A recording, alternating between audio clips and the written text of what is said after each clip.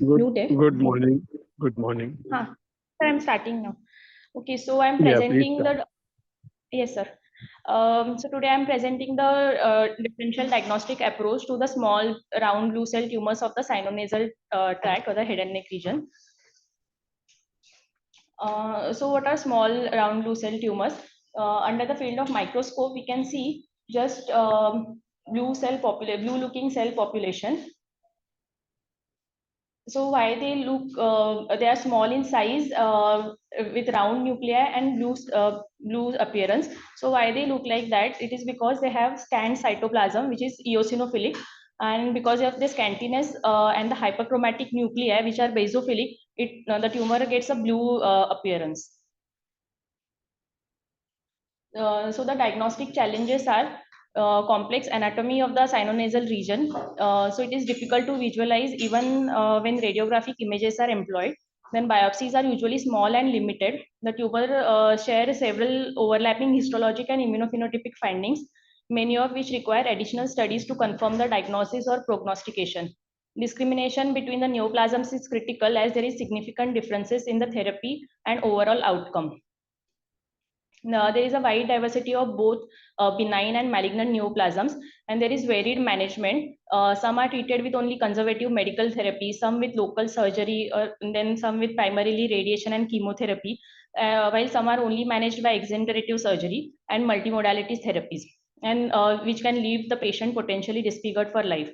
So it is important to have a well-developed differential diagnosis where each of the diagnosis is considered, evaluated, and either confirmed or excluded from further consideration. So the major considerations are symptom duration, any unique or specific symptoms, then exact tumor location. Then on microscopy also there are different criteria like cell size, nuclear to cytoplasmic ratio, then presence of keratinization, nuclear molding, presence of true rosettes or pseudo rosettes, etc. We'll see along with each case. So the diagnostic approach, there is a mnemonic to remember, Mr. Sleep or Mrs. Sleep. So M for, these are the list of differential diagnosis. M for melanoma, then mesenchymal chondrosarcoma, R for rhabdomyosarcoma, then S for sinonasal undifferentiated carcinoma, that is SNUC, then nut carcinoma, which is a poorly differentiated squamous cell carcinoma, and then sinonasal neuroendocrine carcinoma, small cell osteosarcoma. Then L for lymphoma, E for neuroblastoma, which is now called as olfactory neuroblastoma. Then Ewing sarcoma or primitive neuroectodermal tumor, pituitary adenoma, and plasmacytoma. So we'll see the each and every tumor entity now. Melanoma. So mucosal melanomas arise within the sinonasal tract from melanocytes within the mucosa. They represent 4% of all the sinonasal tract tumors with equal sex distribution and more commonly seen in elderly in 7th decade. The symptoms are non-specific and sometimes melanoria can be present. The tumor usually affects the sinonasal cavity, the nasal septum. So on microscopy, here you can see the overlying epithelium, and underneath there is a tumor with large pleomorphic cells and some coarse brownish granular melanin pigment deposits.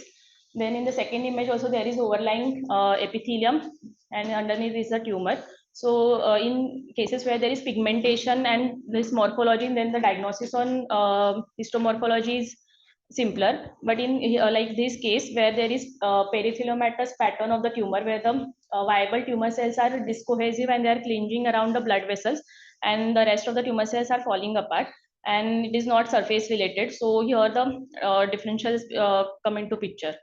Then here is the image showing high power view in which there are enlarged nuclei with prominent eosinophilic nucleoli, then brisk mitotic activity. Some intranuclear cytoplasmic pseudo inclusions are also there. So on histopathology, there is surface involvement by the neoplastic and pleomorphic pigmented melanocytes.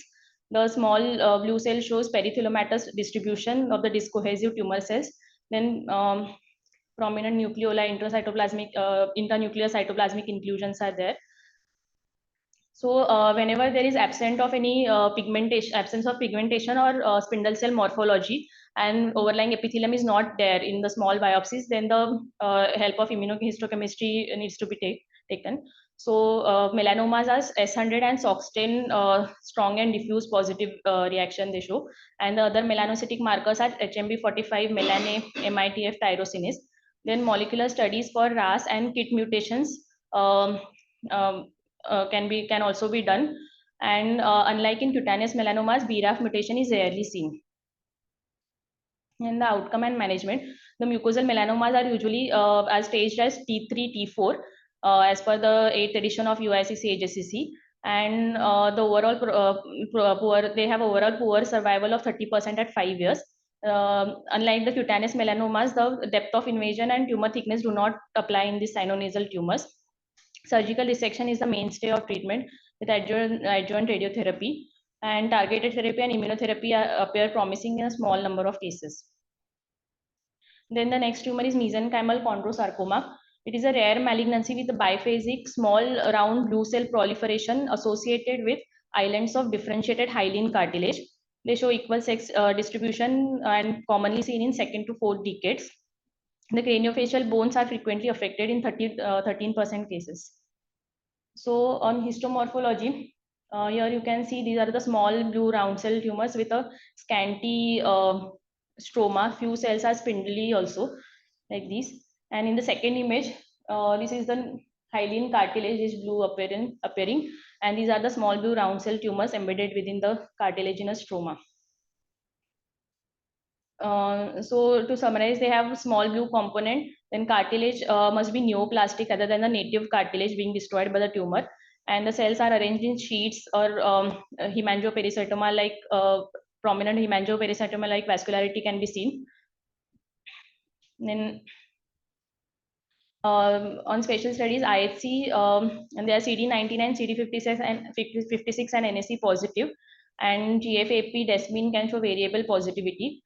One of the most useful markers is SOX9, which is a regulator of chondrogenesis and which is most specific for these tumors. On fish, 80% of the tumors show this fusion. Then outcome and management, complete resection and chemotherapy yield an excellent median survival of 17 years. Metastasis at presentation has strong negative impact on survival, and mandatory follow-up is required due to late recurrences. And then the next entity is rhabdomyosarcoma. Sinonasal rhabdomyosarcomas are rare malignant tumors showing skeletal muscle differentiation. So there are several subtypes. And the embryonal subtype is the most common in the sinonasal tract. But for the differentials under the round small blue cell tumors, the alveolar subtype is most commonly considered. It has slight female to male predilection. And then in adults, they are most common subtype of the alveolar rhabdomyosarcoma, and in children, they are syndromic associated. The symptoms are non-specific: polyps, destructive facial swelling, then proptosis, epistaxis are the presenting symptoms. So on this first image, you can see this is a large destroying mass in the nasal cavity, and it is causing edema of the surrounding soft tissue. Then this is the CT scan image showing a central mass with destroying the lateral nasal wall, and it is extending into the maxillary sinus. Then on microscopy, this is showing a alveolar pattern with fibrous septae separating the tumor islands. And here in this image, the tumors can show epithelial morphology also. So the fibrovascular septae separate the tumor into small nests, and they are composed of small to medium-sized round cells. Apoptotic degenerated cells are seen in the center, delipidated cells, and the surrounding viable cells are near the fibrous septae. Then they can show characteristic plasmacytoid or rhabdoid appearance also with eccentric nuclei and eosinophilic cytoplasm. Sometimes rhabdomyoblast-like morphology is also seen. So these are the alveolar spaces with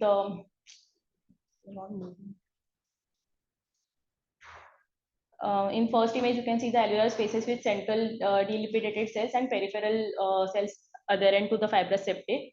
In the second image, there is predominantly solid pattern. And the last two images show the rhabdoid or the plasmacytoid morphology with eccentric nuclei and moderate to markedly pleomorphic nuclei and eosinophilic cytoplasm.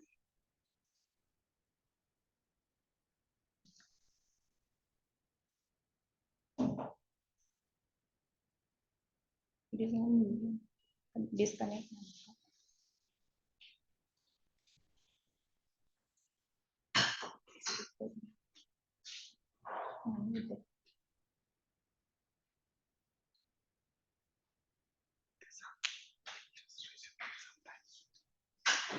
Sorry, sir, there is some connection issue. We'll check in and start within some time. Escape. Okay. Escape करो.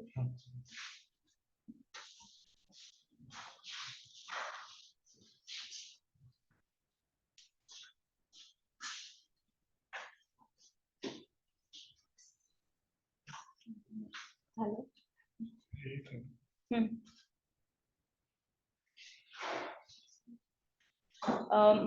So for rhabdomyosarcomas on IHC, they are positive for desmin and myogenin. MyoD1, muscle-specific actin and SMA are less frequently positive.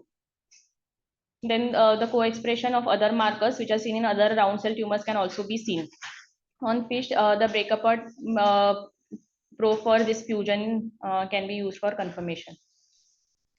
So this is the IHC showing, first image showing desmin positivity, then myogenin strong nuclear positive, and synaptophysin and pan-CK can show abrupt expression.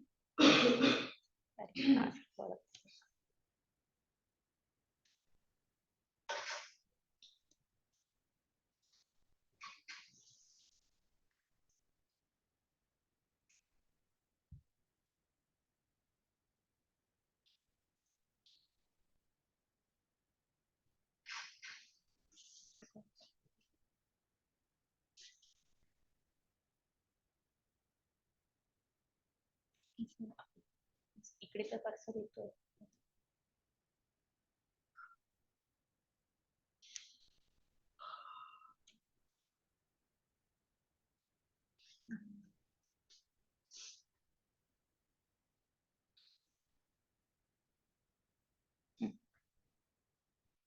So outcome and management, rhabdomyosarcoma is considered a systemic disease managed by multimodality therapies, frequently associated with adverse late sequelae of treatment, and overall they have poor prognosis.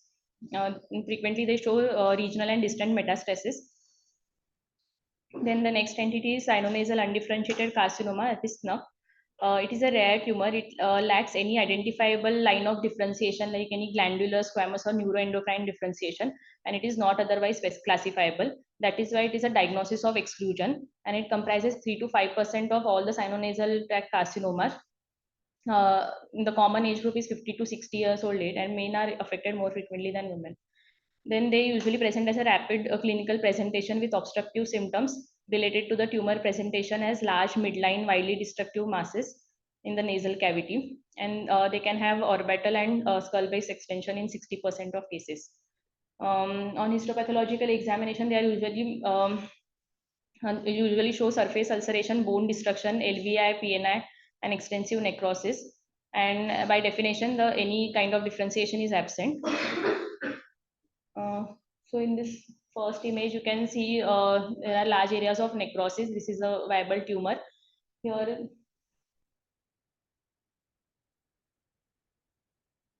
there are sheets of tumor cells with enlarged nuclei having prominent nucleoli. Here you can see the brisk mitotic activity, some apoptotic bodies, and pan-CK shows strong diffuse positivity. So on IHC, they are pan-CK cytokeratin positive, but the squamous markers CK56 and P40 are negative. Sometimes patchy P63 reactivity can be seen. Then some neuroendocrine markers like synaptochromo can also be seen. Then there are some mutation specific IDH1 or 2 antibodies which are positive in specific mutations. So they are highly aggressive malignancies with poor prognosis. The CE data analysis revealed a median overall survival time of 22.1 months, that is 2 years, with aggressive multimodality treatment, including primary surgical resection. 5-year survival rates of 35 to 63% are achieved. Local recurrence and distant metastasis are frequent, but nodal metastases are uncommon. And the IDH2 mutation associated tumors have better disease-specific survival. Then the next entity is nut carcinoma. It is a poorly differentiated carcinoma with abrupt evidence of squamous differentiation, and it is defined by the presence of NUT-M1 gene rearrangement. It is a rare malignancy suggested morphologically by abrupt keratinization and confirmed by NUT-M1 detection only. In head and neck cases, they affect the sinonasal tract in 57% cases and nasopharynx in 6%, and the median age of presentation is in 20s. The patient presents with a rapidly growing extensive destructive mass, and in the sinonasal tract, it manifests as nasal obstruction, pain, headache, epistaxis. They present with lymph nodal metastasis in 33% cases and distant metastasis in 13% cases. The tumor presents as morphology, they show monotonously. These are the sheets of monotonous, undifferentiated, these basaloid looking cells. Then in this image, you can see a squamous module here and areas of necrosis. So here also some squamous differentiation is seen. And on IHC, the NUT IHC marker shows punctate nuclear positivity. So NUT positivity is seen in 87% of the cases, which is highly specific antibody. Then the other squamous markers like pancytokeratin, CK5/6, P63, P40 are positive. They can sometimes show, in 55% cases, they can show CD34 positivity, which can mislead to the diagnosis of acute leukemias, and Ki67 is high. Then the molecular studies like FISH, RT-PCR can be used for confirmation by NUT-M1 rearrangement. So they are extremely aggressive cancers having median survival time of only 6.5 months. The molecular targeted therapies with pharmacogenic agents may yield growth arrest and prolonged survival. But blood-brain barrier limitation is a consideration for the sinonasal tract tumors. And patients with non-VRD4 NUT-M1 fusions have significantly better survival than those with VRD4 NUT-M1 fusions. Then the next tumor is sinonasal neuroendocrine carcinoma. These are rare high-grade tumors that show both morphological and immunophenotypic features of neuroendocrine differentiation. They are separated into large and small cell type, of which the small cell type is included in the differentials of the small round cell tumors. Then the patient is usually present in the middle age. The symptoms are non-specific, and it is not moving.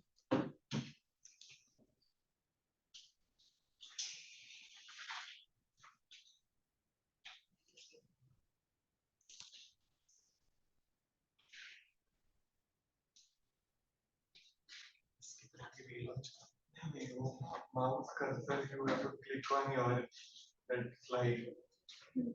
But it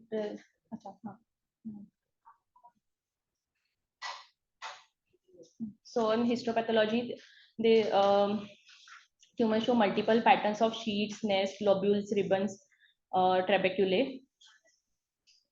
So like in this image, you can see the cursor for it. Noko karu. Okay. So here in the first image, you can see the trabeculae and nested pattern. Here there is sheet-like pattern, and on this left-hand side lower image, you can see high NC ratio with molded nuclei, then brisk mitotic activity. On this right lower image, you can see areas of tumor necrosis. On immunohistochemistry, they shows paranuclear dot-like positivity for pan-CK. Then synaptophysin is strong and diffuse positive, and the sinonasal primary tumors can also show TTF1 positivity.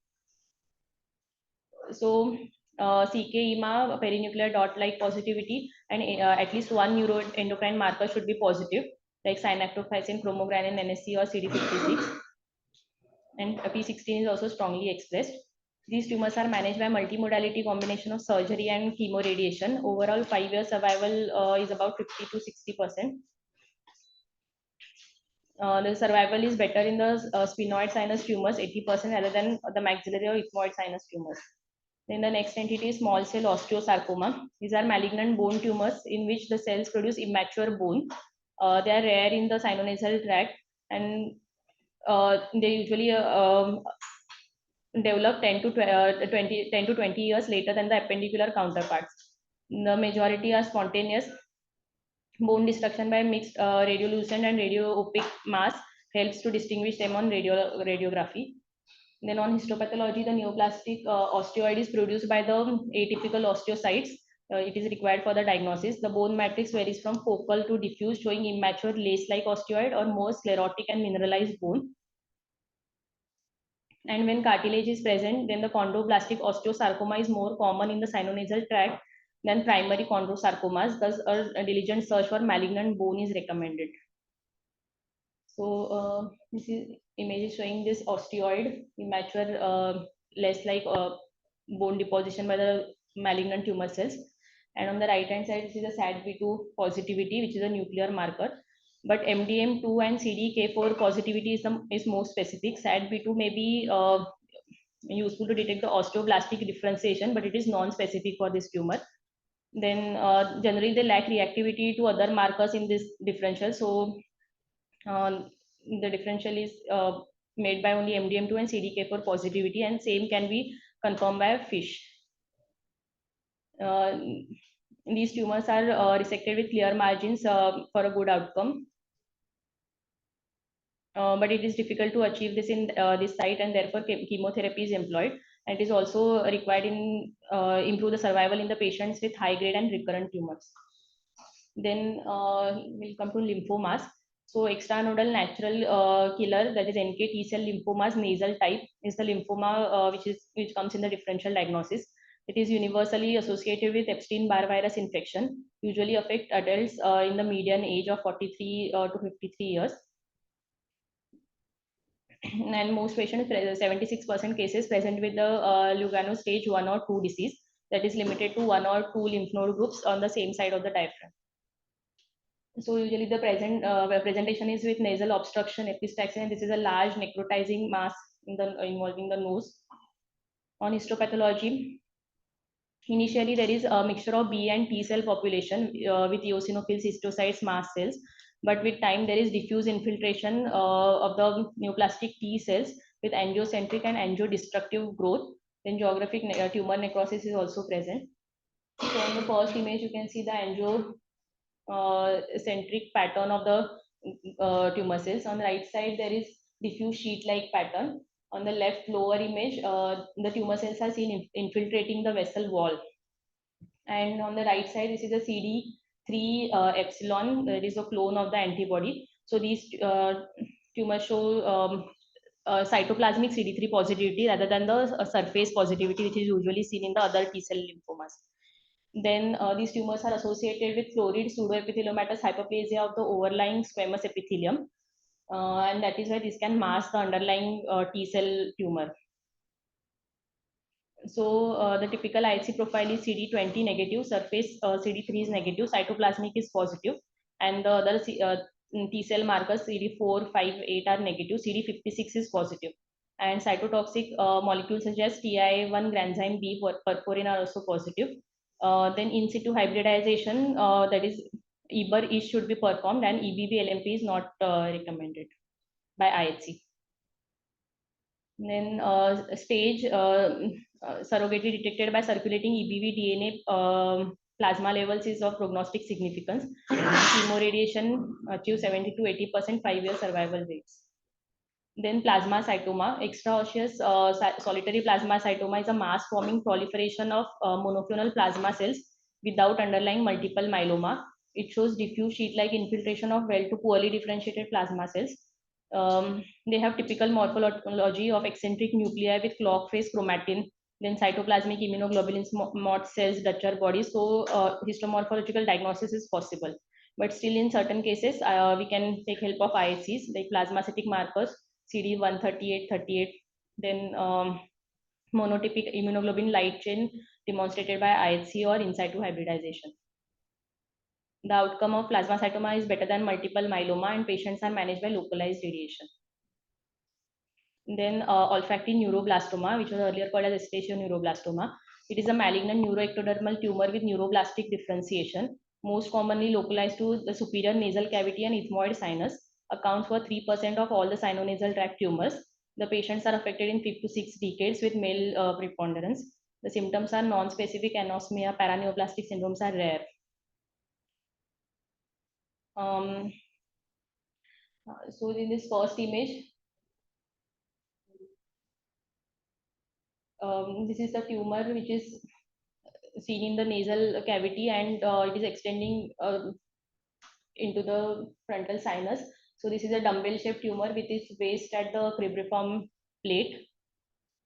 On morphology, the tumor shows lobulated pattern, and on the left-hand side lower image, you can see the dystrophic calcification.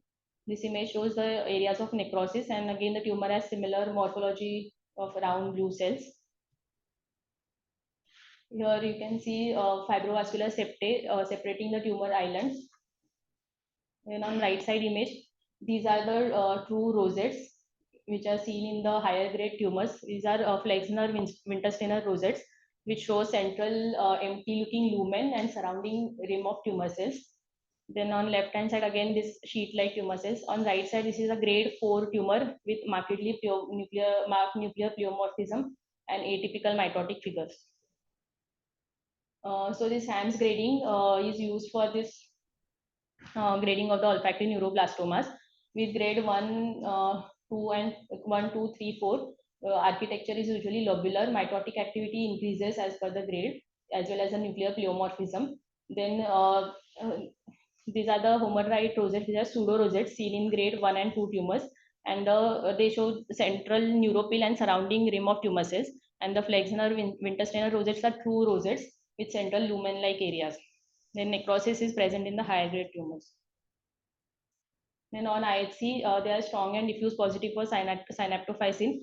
CD56 shows membranous staining. Calretinine nuclear as well as membranous staining. And S100 shows the characteristic sustentacular pattern of staining with the positive staining only at the periphery of the lobules.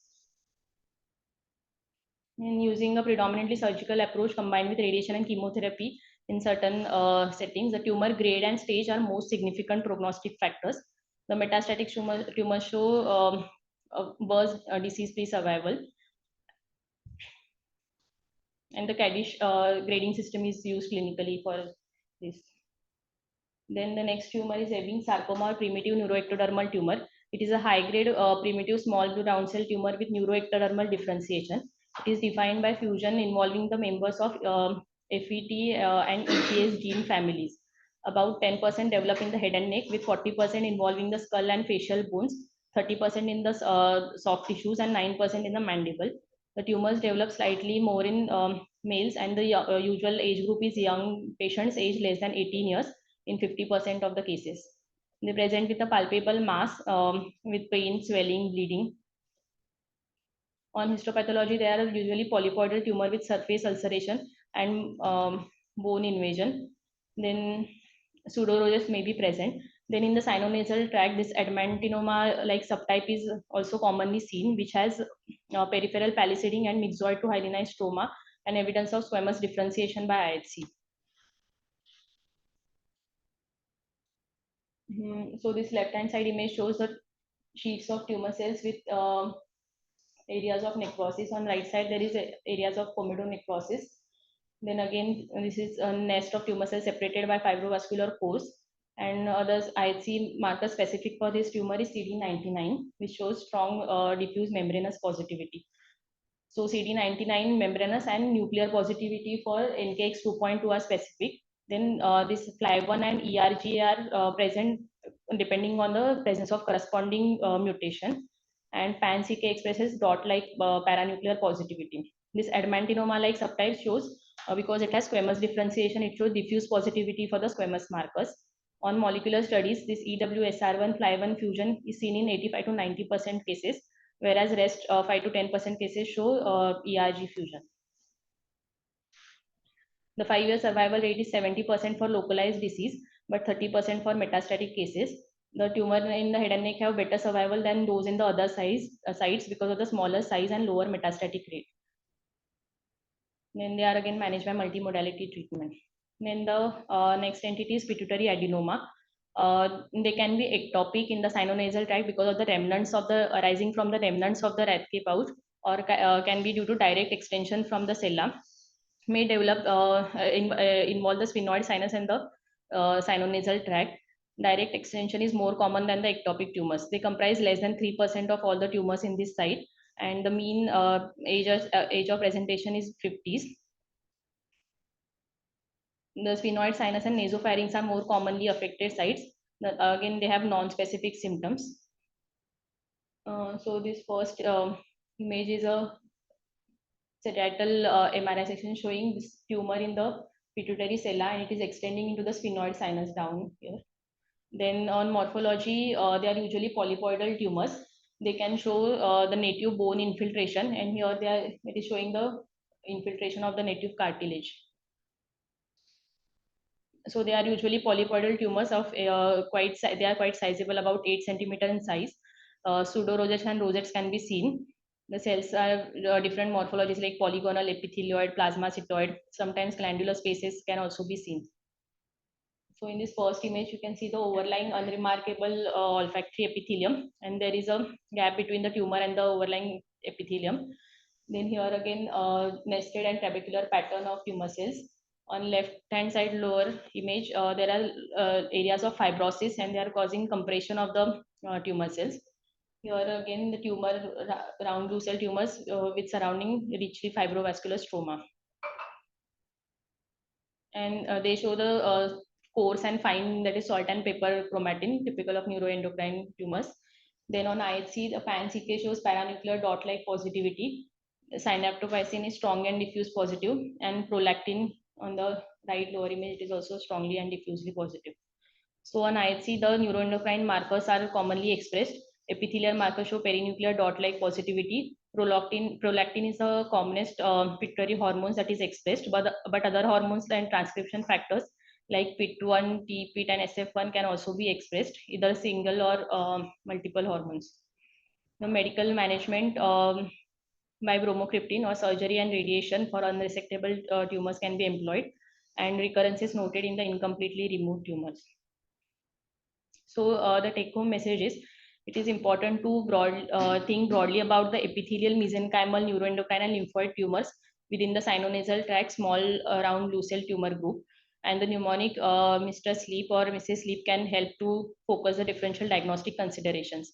The exact and specific anatomic site imaging findings should be kept in mind, combined with the histologic findings, IHC findings, and additional molecular results to confirm the diagnosis, because there is a significant overlap between the histological and immunohistochemistry findings. So these are my references. Thank you for patient hearing for this predominantly histopathological